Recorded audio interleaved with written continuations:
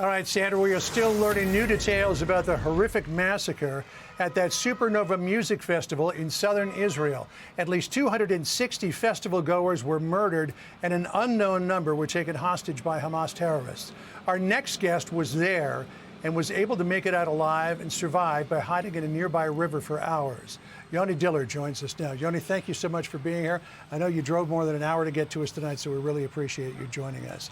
When you look back on it now, with 10 days of reflection, can you even begin to believe what happened that day? Honestly, every day is something I'm thinking about. It's not something that is very easy to comprehend that easily. I mean, this is something that I've never witnessed before, of course. I mean, the horror that I've witnessed is something that I don't wish anyone to go through. But I'm here to tell the story of the people that can tell it, and I'm here to say what I've been through, and I want people to know the truth. So tell me your story of survival. There were 3,000 to 4,000 people who were dancing all night in peace and celebration. The sun comes up. The Hamas terrorists infiltrated the dance. What happened to you? What happened to people around you? Well, we're all looking forward for this peace festival.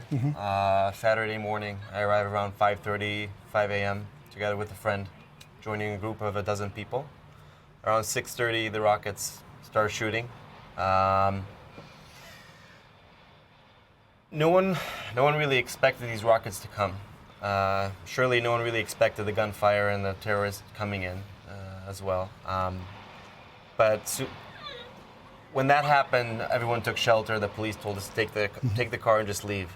Unfortunately, the reality that we live in, these rockets, does not surprise us. It's something you're already used to. The gunfire was different. The gunfire was different. That came later on.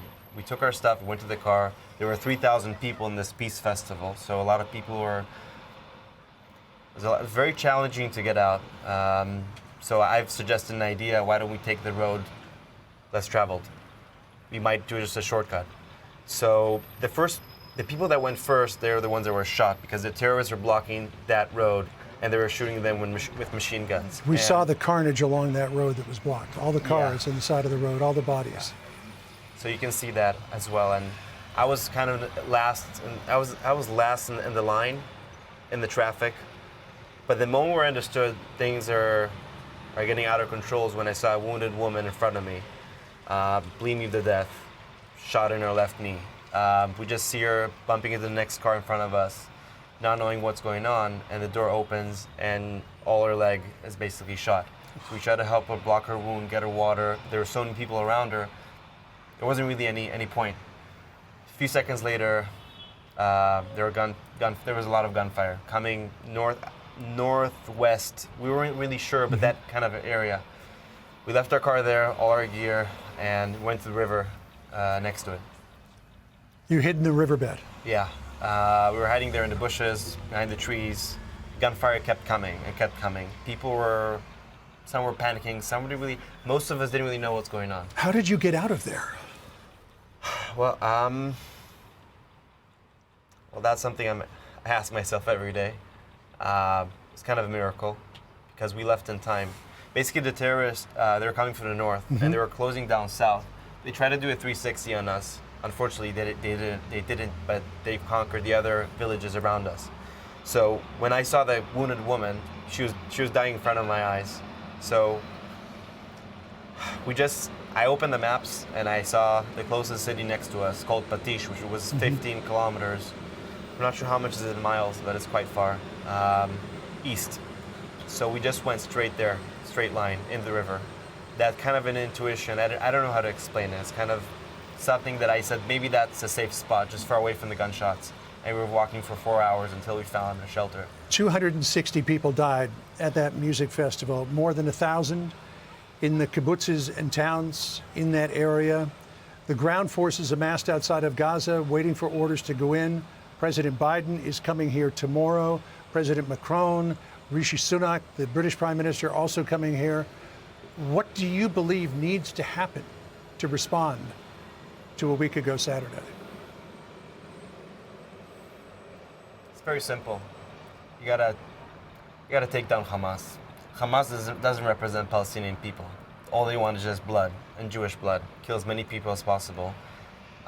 We got to take them out because they're causing all this. There would have been peace a long time ago, but it's not going to happen with the Hamas. So we got to take them down. We got to do it aggressively. We cannot be weak. So we all have to stand together. This is one of the most important points in history. Might be even a turning point.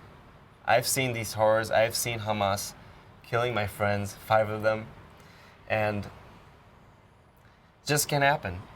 And this reality cannot continue. So we're strong, and I hope people understand that Hamas, they're much worse than ISIS, much worse, and we just have to be aggressive about it, and hopefully we have the green light from the other countries.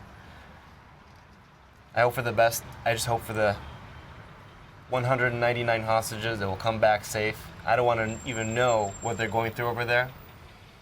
Women are getting raped, they're getting humiliated, kids, babies. These are all evidence. There's a lot of fake news out there that is just spread like fire. And people don't double check the facts. And we have to spread the truth. I am the truth, I'm the evidence, I've been there, I've seen it. And we cannot have mercy towards Hamas.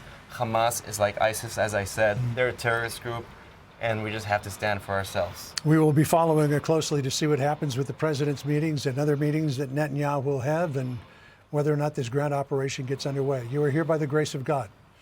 And we thank you for joining us. We appreciate it. Thank you. I'm Steve Ducey. I'm Brian Kilmeade. And I'm Ainsley Earhart. And click here to subscribe to the Fox News YouTube page to catch our hottest interviews and most compelling analysis.